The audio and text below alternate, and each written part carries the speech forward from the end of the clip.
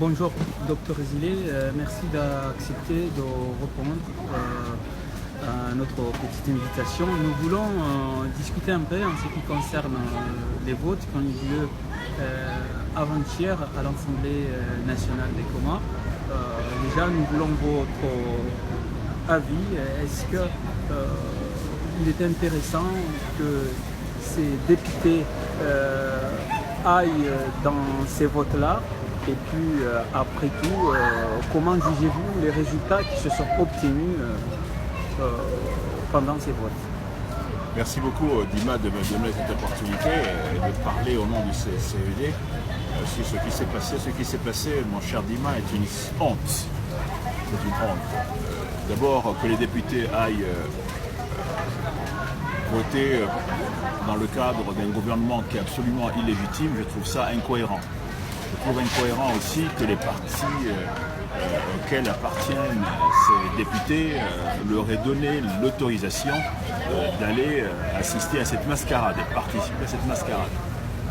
J'en veux à ces partis, j'en veux à l'Union de l'opposition d'avoir autorisé cette mascarade, j'en veux au CNT d'avoir autorisé cette mascarade. Maintenant que les députés sont allés voter, je pense que je m'interroge sur la capacité de ces dirigeants à donner une directive à ces députés. Probablement, la lecture que je fais, c'est qu'il n'y a véritablement pas de vrai parti. Parce qu'un parti, c'est des directives, c'est un chef, et ce sont des députés qui obéissent à une directive. Et ces députés-là en sont à jouer, je dirais, en électron libre.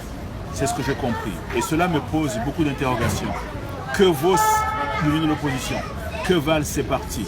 Je m'interroge. Et je suis triste parce que m'interrogeant, je me dis que demain, il va falloir que nous rassemblions toutes nos forces. Et toutes nos forces veut dire que l'Union de l'opposition, le CNT, le CCED doivent travailler ensemble.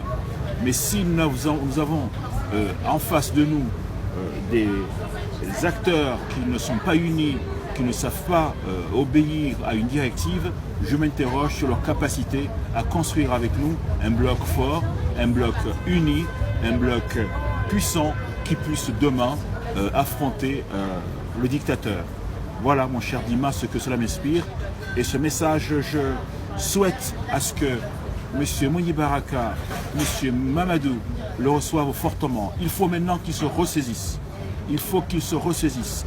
Il faut qu'à l'intérieur de leur parti, ils comprennent qu'il faut maintenant qu'ils s'imposent et que ces députés qui font partie de leur parti, si j'ose dire, soient maintenant alignés derrière un chef, alignés derrière une directive, alignés comme une chaîne, afin que la chaîne soit forte, afin que la chaîne soit solide et que demain, aujourd'hui et demain, on puisse ensemble sortir Azali de là où il est. Comment est-ce que vous pouvez dire ça au parti alors que je vais dire que ces gens-là ou bien les partis politiques ont expliqué que la veille tous les députés étaient d'accord, tous les députés de l'opposition bien sûr étaient d'accord pour voter contre cette loi.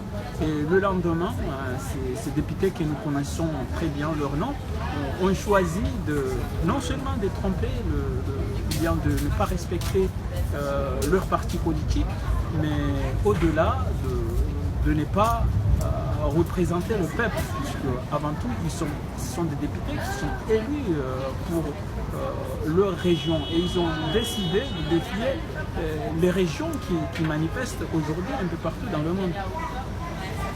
Écoutez, mon cher Dima, si les présidents des partis ont dit que les députés étaient d'accord pour voter contre et que le lendemain ils votent pour, alors il y a un vrai problème.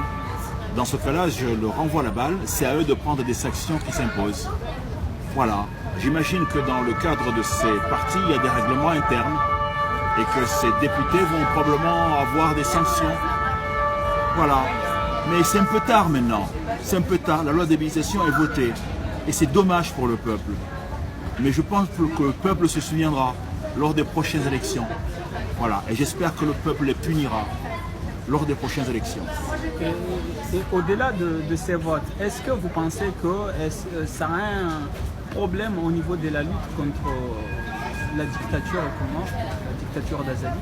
Vous savez, quand il y a une faiblesse comme celle-ci se manifeste, on peut s'interroger sur la solidité des acteurs. Mais nous sommes là pour le rappeler à tous qu'il est temps de se ressaisir. Voilà. Nul n'est à l'abri d'une erreur.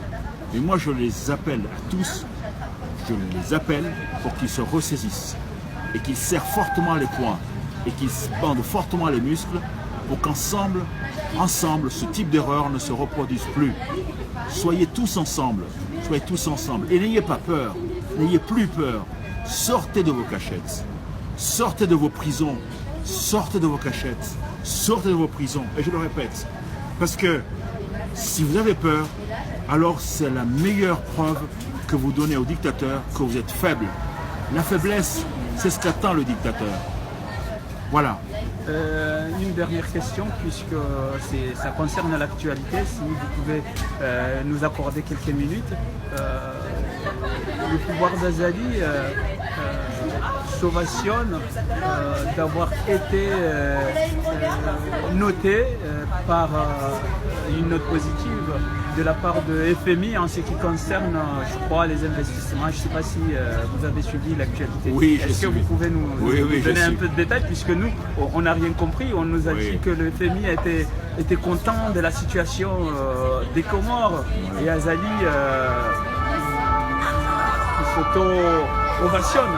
Qu'est-ce que cela signifie Oui, FMI a des experts, et ailleurs des experts aussi. Moi, j'en suis un. Et je ne partage pas l'analyse du FMI, parce que quand je vois l'état des routes, quand je vois l'état des écoles, quand je vois le lycée Sadometchek qui est délabré, quand je vois les hôpitaux, l'état dans lequel ils sont, je dis au FMI, peut-être qu'ils ont regardé notre pays. Voilà. Mais quels sont les indices qui ont permis au FMI de dire que... Je me demande, mon cher Dima, je me demande. Ils ont peut-être vu, je ne sais pas moi, qu'il y a un tronçon de route. Ils ont peut-être vu, tiens, qu'il y a peut-être un tronçon d'aéroport qui a été amélioré. Mais je ne sais pas s'ils ont vu le vrai pays. Je me demande. Vous savez, parfois, ces experts, qu'on appelle des experts, parfois ils n'en sont pas. Voilà. Et j'en sais quelque chose. Et au niveau, est-ce que le pays est attractif au niveau investissement avec Non. Voilà, la réponse est non. La réponse est non. Un pays est attractif au niveau investissement sur différents points. Il faut une justice. Est-ce qu'on a une justice? Non. Il faut une santé. Vous savez pourquoi? Parce que quand les entreprises viennent dans un pays, ils veulent que leurs cadres soient bien soignés. Est-ce que vous pensez qu'ils peuvent être bien soignés chez nous? Non. Voilà. Est-ce que l'énergie est là? Non. Voilà. Est-ce que les infrastructures routières sont là? Non. Est-ce que les îles sont connectées? Est-ce que je peux aller facilement d'Anjoua à Mouéli, de Mouéli à Anjoua très facilement? Non. Si, il y a des petits avions, des petits avions, un peu vieux, mais bon, je ne veux pas jeter de l'huile sur le feu sur les compagnies aériennes comoriennes qui sont là et qui sont valeureuses, qui sont vaillantes, et qui ont parfois eu qui ont parfois eu des difficultés avec le gouvernement comorien, mais notre pays est loin d'avoir les conditions pour ce qu'on appelle un bon climat des affaires. Et une dernière question. Comment est-ce qu'on peut comprendre que le FMI, c'est l'Occident et bon, les grandes puissances du monde, et aujourd'hui toutes les grandes capitales du monde déconseillent leurs ressortissants d'aller aux Comores. Et plus ils disent que les Comores est attractif au niveau de FMI. Est-ce que cela n'est pas une contradiction? Non, mais le FMI a prêté de l'argent au pays, aux Comores, donc ils ne veulent pas trop faire peur aux gens. Donc ils disent ce qui fait plaisir aux investisseurs pour que les investisseurs viennent. Et puis vous savez, il y a cette histoire de conférence des bailleurs de fonds que Macron veut réaliser. Donc là, probablement que quelqu'un en France a dû dire au FMI, oh, ne mettez pas trop de l'huile sur le feu, dites des choses gentilles pour que les bailleurs de fonds viennent à la conférence des bailleurs de fonds et puis qu'ils puissent venir donner un peu d'argent à ce pays. Mais je dis à ces bailleurs de fonds, l'argent qu'ils donneront à ce pays mais ils ne le donneront pas au pays, ils le donneront à Azali, qui va encore une fois le mettre dans sa poche. Lors de la dernière déclaration, Azali a appelé la diaspora à venir s'asseoir ensemble pour discuter. Comment prenez cette déclaration? Je ne m'assois pas avec le diable. Je ne m'assois pas avec le diable. Je m'assois avec quelqu'un d'honnête. Je m'assois avec quelqu'un qui a un projet. Cet homme n'a pas de projet. S'il a un projet de développement pour le pays, peut-être on peut penser à contribuer. Mais cet homme n'a pas de projet de développement pour le pays. Il ne pense qu'à piller le pays. Voilà. C'est tout. Vous avez Comore Telecom, les profits sont en chute libre. Comore Telecom va bientôt être vendu aux Chinois. L'aéroport, idem. Les taxes de la douane sont en train de baisser. Tout est à l'abandon. L'enseignement est à l'abandon. L'université est à l'abandon. Qu'est-ce que vous voulez faire avec un homme comme ça? Discuter de quoi? Du fait qu'il est incompétent? Du fait qu'il est incapable? Du fait qu'il s'est entouré d'incompétents et d'incapables? Voilà. Moi, je n'ai pas à discuter avec lui pour ça. J'ai juste à lui dire qu'aujourd'hui, il faut juste qu'il quitte ce fauteuil. Parce qu'il ne sait pas gouverner un pays. Il sait peut-être marcher au garde à vous. Il sait peut-être se mettre au garde à vous. Il sait peut-être tuer. Oui, ça oui, il s'est tué. Mais gouverner un pays, non. Agua est en cavale depuis un peu plus de 24 heures, puisque sa maison a été saccagée avant-hier. Comment juger de tels agissements de la part du gouvernement? Agua est une voix, si je puis dire. Agua est une voix. Et je remercie le bon Dieu de nous avoir donné cette voix. C'est quelqu'un qui parle, c'est quelqu'un qui n'a pas peur, qui l'a montré, et avec son ami Ubaid, ils disent des vérités qui réveillent le peuple. Voilà, il faut l'écouter. Que le gouvernement d'Azali le recherche, parce qu'il dit la vérité, quoi de plus naturel? Les dictateurs n'aiment pas la vérité. Le dictateur aime le mensonge. Il nous noie avec des mensonges. Voilà. Donc, nous devons soutenir Agua. Nous tous, nous devons l'aimer.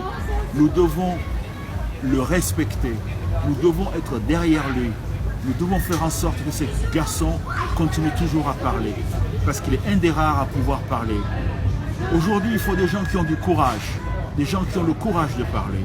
Devant le dictateur, c'est la seule chose qu'il faut. Et je pense Agua est jeune, mais je m'étonne que les jeunes qui sont encore au pays, les jeunes comme Agua ne parlent pas comme Agua. Et je voudrais que les jeunes comme Agua, tous parlent comme Agua et sortent dans la rue et crient fort: Azali, il faut que tu arrêtes de faire souffrir notre pays. Il faut que tu arrêtes de piller notre pays. Notre pays mérite mieux que toi. Voilà. Merci beaucoup, Dr Zile, d'avoir accepté à nous répondre à nos questions. Merci. Merci beaucoup, Dima.